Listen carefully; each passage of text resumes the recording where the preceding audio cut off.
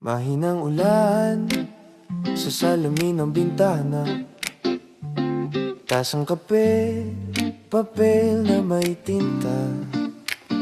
Tahimik ang umaga sa Maynila, kape at balita. Ika-13 ng Pebrero, 2026.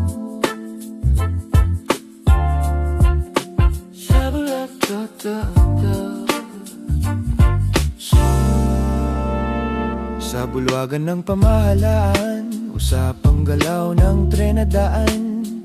Mga plano sa biyahe, proyekto tugnayan. May mga pulong sa rehiyon, diploma siyang dahan-dahan. Pag-uusap sa dagat, sa hangin, sa pagitan ng mga bayan. Hindi ito sigaw kundi mahinang hakbang, mga kasunduan na hinuhubog ng panahon at pangangailangan.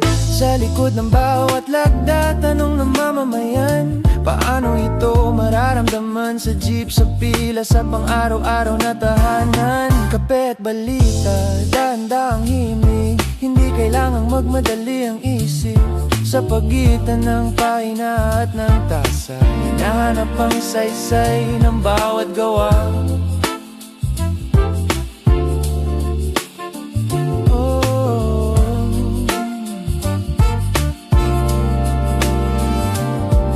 May usapan tungkol sa presyo ng bigas at langis. Sa merkado tahimik pero ramdam ang paggalis. May mga bilang na iniikot ng Bangko Sentral, inflation na binabantayan, galaw na hindi sabay-sabay. Sa kanto nagbibilang ang tindera ng sukle, habang sa opisina grap ang tinititigan gabi-gabi. Ekonomi ay parang alon sa dagat ng Maynila, may taas, may baba, pero patuloy ang paghinga. Kape at balita, boy nga muna sandali. Hindi lahat ng ingay ay kailangang madali. Sa pagitan ng usok at pahina, nauunawaan ang takbo ng bansa.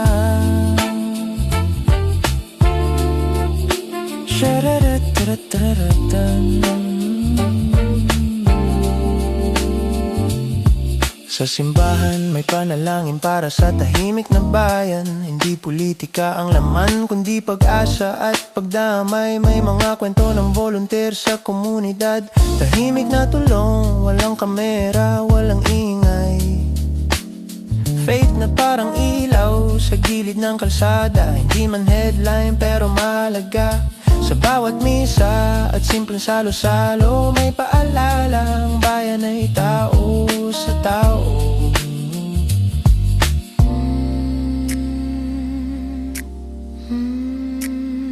Sa pagitan ng pahina, sa pagitan ng nota. Sa court ng Maynila, may bagong yugto ng tennis. Unang kutian na dumaan sa ating lungsod, may ngiti sa audience. Mga atleta pawis sa ilalim ng araw. Hindi lang laban, kundi pagbubukas ng bagong tanaw. Para sa kabataang may raketa at pangarap, ipinapakita na kayaring sumabay sa mapa ng mundo ang Pilipinas.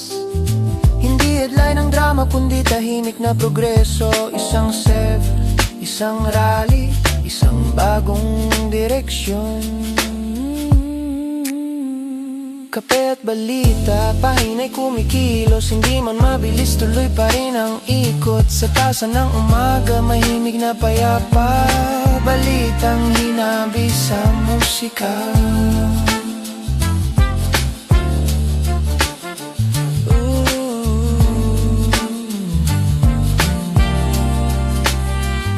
Sa entablado may bagong awit na pinakikinggan. Hindi laging iskandalo ang laman ng usapan. May indie film na tahimik na pumapasok sa sinehan. Kwento ng lungsod ng pag-ibig ng simpleng tahanan. Mga artista'y nagbabahagi ng likang sining, hindi para sa ingay kundi para sa damdamin. Sa pagitan ng spotlight at ng katahimikan, may sining na nagiging salamin ang bayan.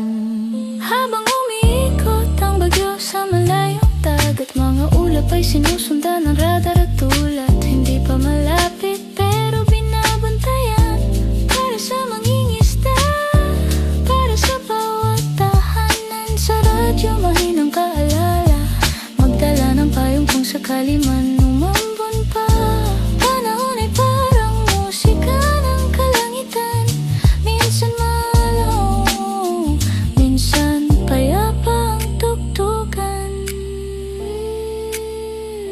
At sa huling pahina ng umaga, tahimik na numerong isinulat sa gilid ng tasa. Pusin 8 pass, twisted chat and 30 line 14 fight, mga nurong parang nota sa papel ng kapalaran.